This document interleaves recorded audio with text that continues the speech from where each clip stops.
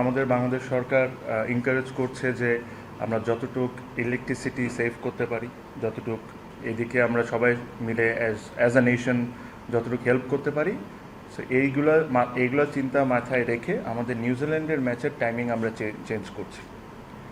So আমরা যতটুক পারবো মিনিমাম আন্ডার লাইটে খেলার চেষ্টা করব। আমি এক্স্যাক্ট টাইমটা আপনাকে বলছি না, বাট একটা আইডিয়া দিতে পারি।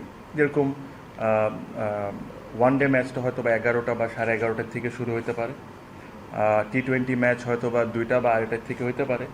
বিকজ ইলেকট্রিসিটি নিয়ে যখন সরকার সবাইকে এনকারেজ করছে যে এটা করতে, so we thought as cricket board and as cricketers and everyone যে we should also play our part.